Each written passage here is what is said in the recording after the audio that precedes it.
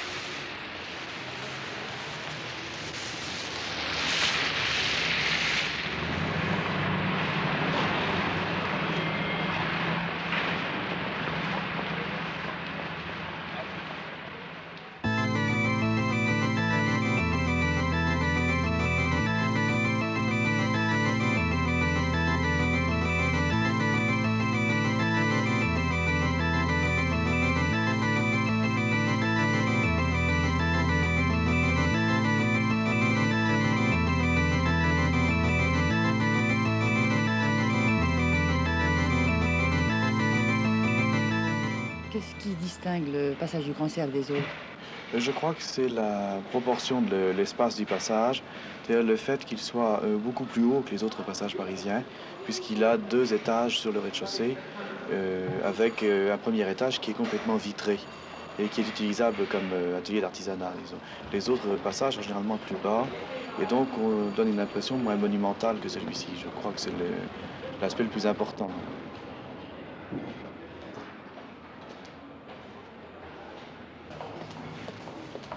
Il me semble que le Grand Cerf est beaucoup plus décoré que les autres passages de la même époque. À quoi c'est dû, ça? Ce sont des éléments décoratifs en fonte, comme les fontes de balcon, et qui sont rajoutés sur une construction extrêmement sobre. Et ça a été fait, je crois, à un moment où le statut du boutiquier est en train de changer. C'est-à-dire que le boutiquier devient marchand, devient un personnage qui appartient à la bourgeoisie moyenne et qui veut être représenté socialement par une architecture de qualité un peu supérieure à l'échoppe traditionnelle ou à la boutique médiocre. Donc il décore son cadre. Donc il décore son cadre, oui. Et il cherche à faire apparaître le magasin comme un endroit luxueux. Contrairement à la tradition qui veut que le boutiquier soit économe et présente un cadre modeste, prouvant qu'il ne dépense pas excessivement et qu'il vend au plus juste prix.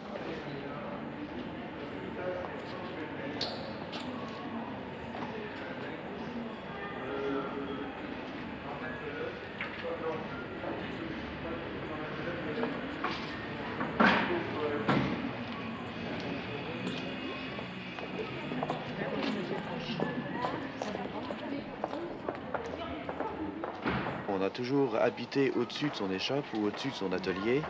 Et alors ici, simplement, le développement de la boutique a fait qu'il y a 2 niveaux de boutique et ensuite 2 niveaux d'habitat, dont un est dans le passage et l'autre au-dessus de la verrière.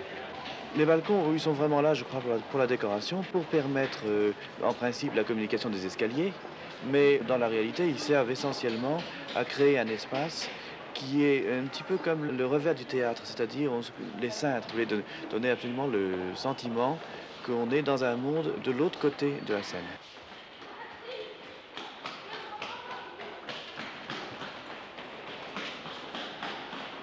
L'originalité des passages, c'est d'être éclairé par le haut. Est-ce que c'est une nouveauté dans l'histoire de l'architecture? C'est une idée qui est très nouvelle au début du 19e siècle, qui est apparue au moment de la Révolution.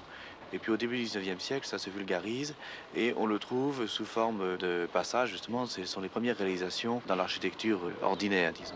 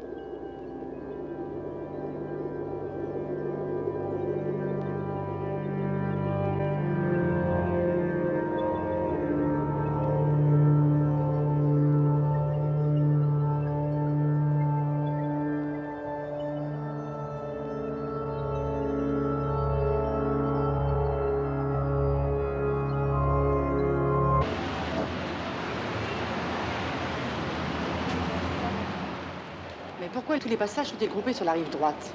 Je pense que ça tient à la forme de Paris au début du 19e siècle, c'est-à-dire au fait que seule la rive droite était développée sur le plan commercial, sur le plan bancaire et sur le plan aussi des échanges avec l'extérieur. C'est-à-dire qu'il y avait les principales têtes de ligne des moyens de transport en commun vers la province. La galerie Vérododa, ouverte en 1826, servait de raccourci aux voyageurs allant prendre les diligences des messageries générales rue du Boulois.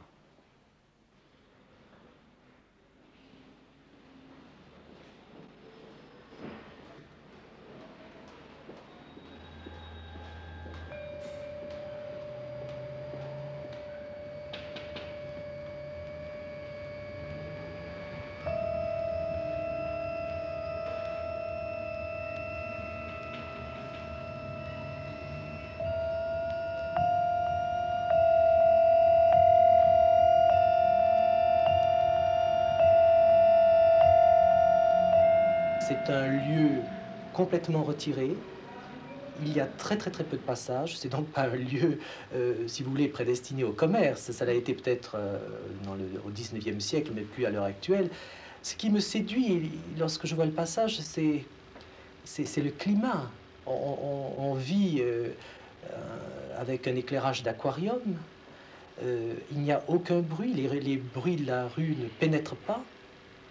Les gens que l'on voit sont toujours les mêmes. Les passagers, les passants de la galerie sont toujours les mêmes personnes qui empruntent ce passage.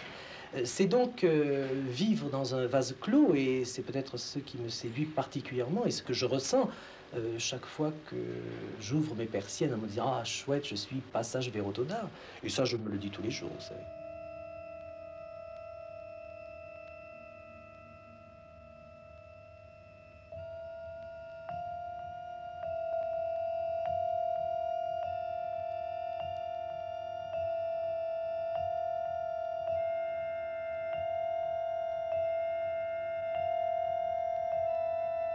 Il faut dire que nous avons un régime un peu particulier. Les grilles de la galerie s'ouvrent le matin à 6h30, se ferment à 10h le soir, et à partir de ce moment-là, peut-être que les rares personnes qui vivent, qui demeurent dans la galerie Vérododa se rencontrent parfois. Et alors là, c'est parfois même drôle parce que nous nous rencontrons en robe de chambre ou en peignoir, et nous faisons la conversation sur le pas de notre porte dans une semi-obscurité. Voilà, puis à ce moment-là, on se sent chez nous, on se sent dans une sorte de propriété qui mesure 80 mètres de long sur 4 mètres de large, et mon Dieu, c'est très agréable.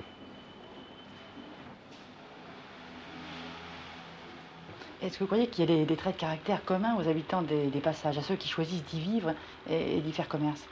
Je le pense. Je pense que ce sont des gens qui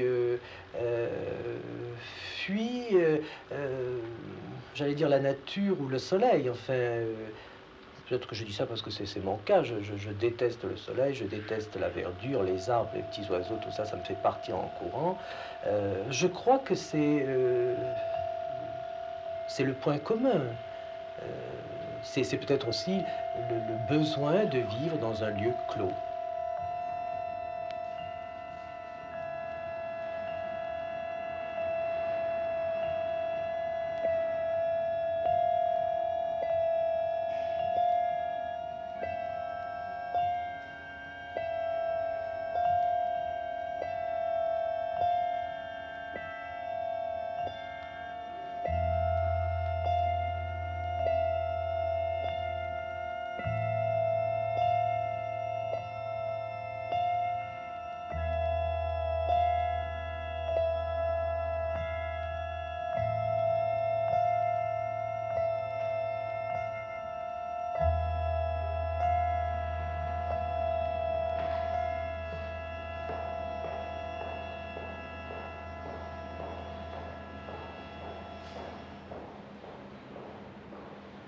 Quand un nouveau venu s'installe dans la galerie, qu'est-ce qui se passe? Oh, alors là, c'est très drôle parce qu'il y a 5 ou 6 personnes, je pense. Nous ne voulons pas le dire, mais en réalité, ça, nous lui faisons passer un examen. Nous voulons savoir ce qu'il va faire, s'il aime les plantes vertes, les petits oiseaux, s'il a envie de boire le thé à 5 heures, et quel est son caractère. Et nous le provoquons un petit peu, et oh, c'est très gentil, vous savez, c'est pas du tout du bizutage, mais on a envie de savoir qui s'installe là. Et c'est très drôle. Nous nous trompons rarement. Nous avons vu plusieurs personnes venir et assez rapidement repartir. Devant nous, il y avait le passage de l'Opéra. Vous avez certainement entendu parler. Et le passage de l'Opéra avait un intérêt avant le percement du boulevard Haussmann. Car pour aller de la rue Chauchat à la rue de la Bourse ou la rue de Richelieu, il fallait emprunter le passage de l'Opéra, prendre le passage des Princes et venir ici. Il passait au moins 5 à 6 000 personnes par jour. Du reste, le propriétaire nous obligeait, le soir, le passage ne fermait qu'à minuit, 1 heure, on nous obligeait à allumer. Nous avions des lampes à incandescence et nous allumions toute la soirée jusqu'à minuit. Et la parfumerie travaillait jusqu'à minuit, 1 heure du matin. Et ça s'est arrêté en quelle année, ça? Eh bien, ça ralentit terriblement après le passage, après le percement du boulevard Haussmann. Parce que vous savez que le boulevard Haussmann s'arrêtait avant 28, rue Taitbout. De la rue Taitbout à la rue de Roux, on a continué le boulevard Haussmann. Vous avez vu qu'on a créé des magasins nouveaux et ça s'est arrêté. Parce que le passage de l'Opéra qui existait n'a plus d'utilité. Les gens passaient rue Jouffroy, passaient rue Chauchat et passaient par la rue de Richelieu pour aller à la Bourse. Notre passage est mort à peu près, commençait à mourir à cette époque-là.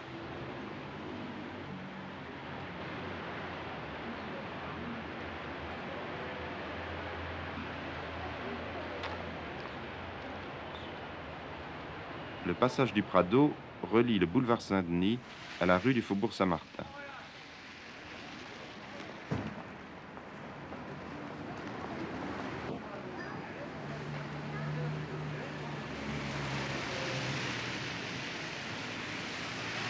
C'est toute ma jeunesse ici. J'ai débuté, j'avais 21 ans, vous voyez. Alors ça fait depuis 1939 compter. C'était comment le passage à cette époque-là? Très commerçant, très commerçant. Nous étions ouverts tous les jours. Le dimanche, jour de fête, jour férié, nous étions toujours ouverts.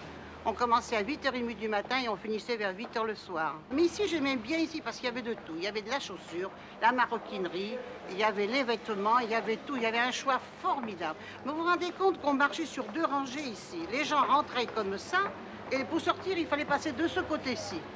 On ne pouvait pas aller d'un trottoir, vous voyez, d'un autre. Et puis nous avions nos petites portières aussi qui accrochaient les clientes. Alors, vous voyez, on se tirait les clientes comme ça. Oh, c'était toute une histoire ici, c'est formidable.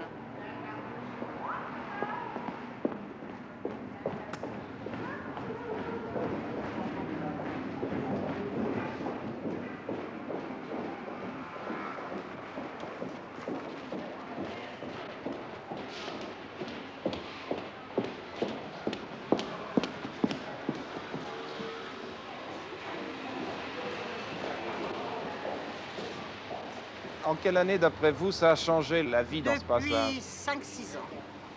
D'un seul coup, comme ça, les affaires sont devenues un petit peu plus calmes et tout. C'est dû à quoi, ça? Je ne sais pas. Peut-être le sens interdit qu'il y a eu ici sur le boulevard. Et ensuite, les vendeuses, les ouvrières, elles avaient 1h30 d'abattement pour l'heure de repas. Et maintenant, elles ont 1 heure, elles n'ont plus le temps de venir ici. Avant, elles se promenaient pendant les heures du repas, vous comprenez? Elles avaient 1h30, 2 heures, alors elles venaient, elles regardaient, elles choisissaient. Maintenant, on ne voit plus cette petite clientèle. Je pense qu'il y a les grandes surfaces aussi, aux alentours de Paris. Il y a beaucoup de boutiques qui sont installées maintenant dans les environs de Paris, puis il y a du choix aussi. Qu'est-ce qu'il faudrait faire pour que ça reprenne, alors? Mon Dieu, il faudrait qu'ils viennent des commerçants détaillants, peut-être. Mais vous savez, c'est beaucoup de travail. Pensez que moi, j'ai 3h30 tous les matins ici d'étalage. 3h30 pour défaire toute ma marchandise. Et 2 heures le soir pour la rentrée. Ça me fait 5h05 dans une journée, rien que d'étalage. Alors, vous savez, les gens, ils aiment maintenant du facile et du pratique. Hein. Ce travail-là, je crois pas. Vous savez, c'est très dur. Hein.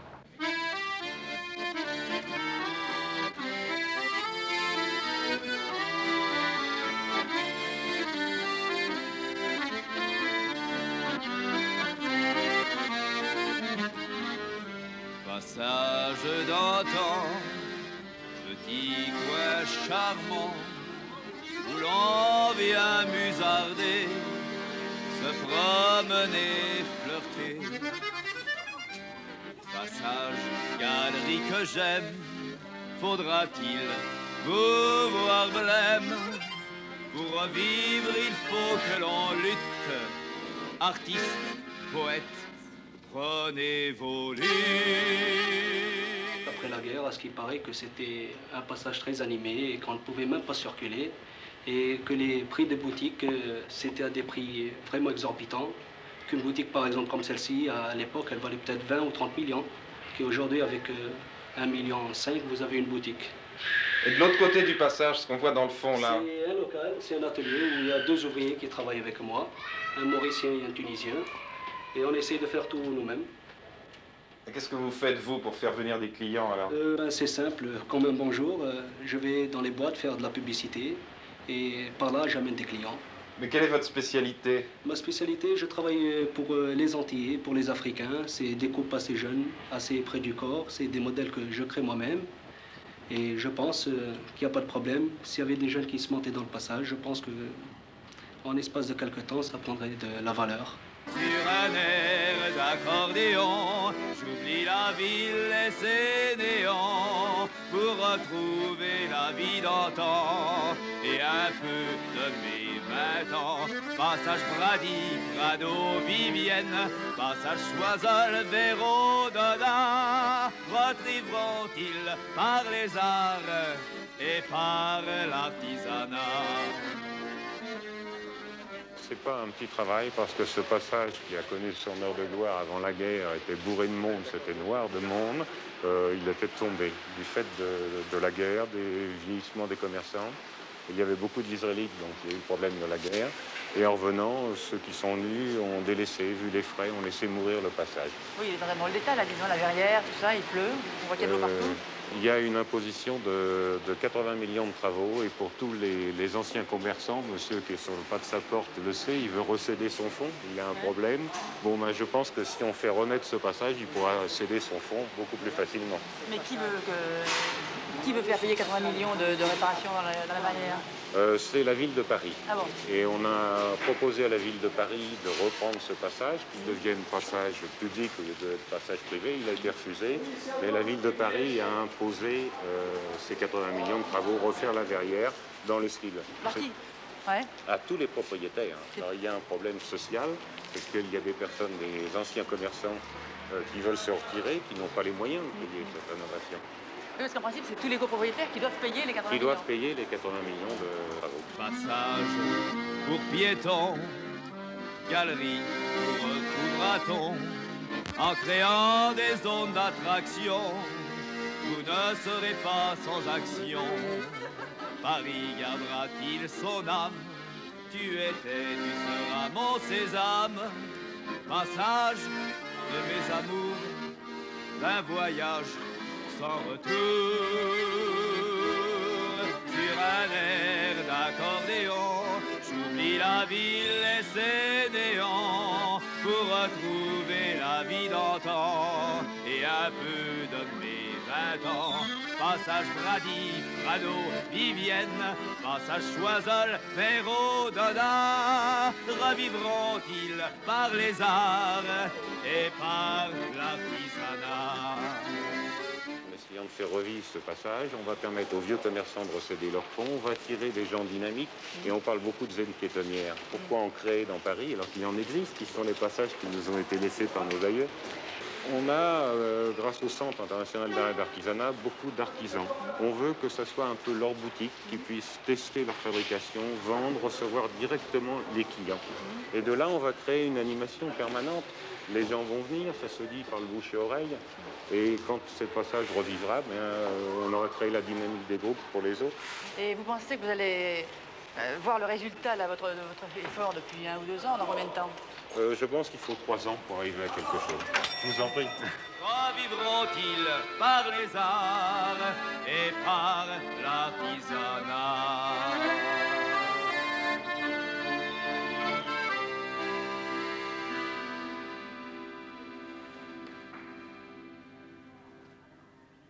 On raconte aux gens qu'on va animer les passages, ou qu'on va animer des rues piétonnières ou de piétonnières. Ça, c'est quelque chose qui me fait terriblement rire. Comment voulez-vous décider que brusquement, à tel lieu, à tel endroit, on va décider du sort des gens?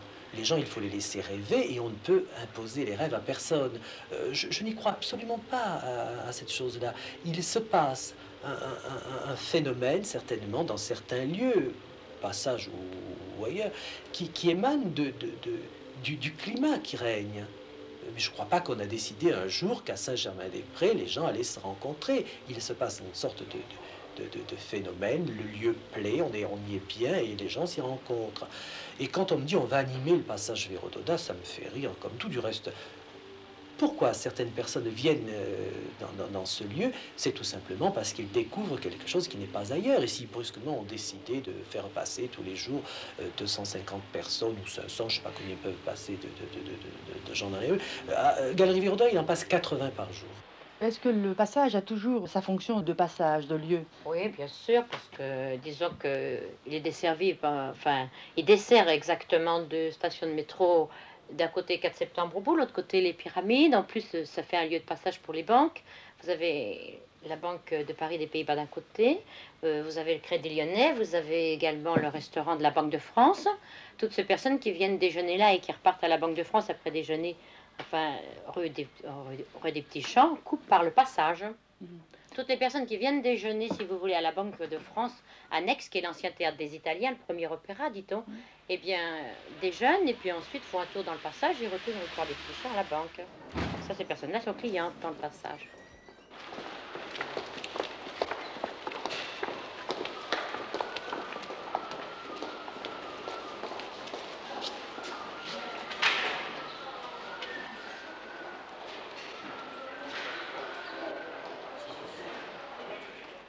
On voit beaucoup de boutiques se moderniser là, dans la galerie. Ah oui, il y en a quand même quelques-unes. Et la vôtre, elle est restée intacte de... Ah, et elle restera comme ça, tant que j'y serai. Vous n'aimez pas les boutiques modernes? Non, parce que je ne pourrais rien mettre dedans. Alors comme j'aime un peu le bazar, le fouillis, vous comprenez, je suis à la fête, là. On y trouve tout ce qu'on veut. Hein. Ah oui. On trouve beaucoup de choses. Vous savez, celui qui vient et qui n'achète pas, c'est parce qu'il n'est pas décidé. Hein.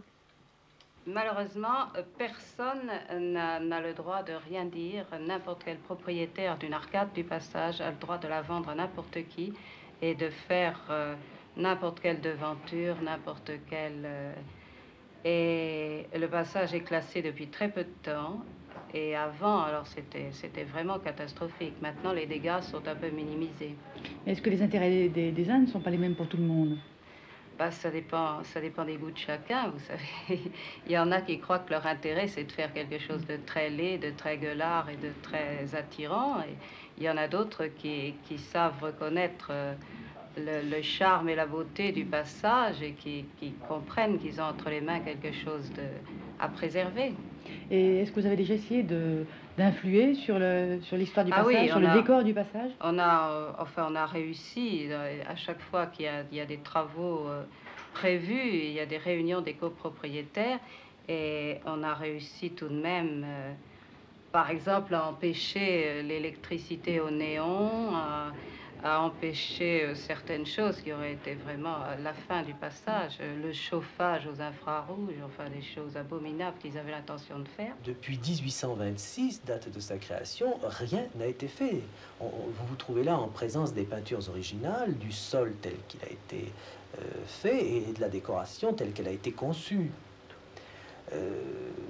Petit à petit, ça va être fait, mais cela est très onéreux. Ce sont des copropriétaires qui doivent assumer les frais, car le passage est classé à l'inventaire supplémentaire, donc l'État n'intervient pas dans l'entretien du lieu.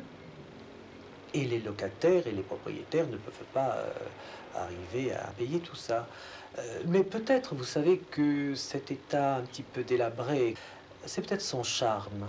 On a continuellement la sensation que l'on vit dans un lieu qui est mourant, mais qui n'est pas encore mort.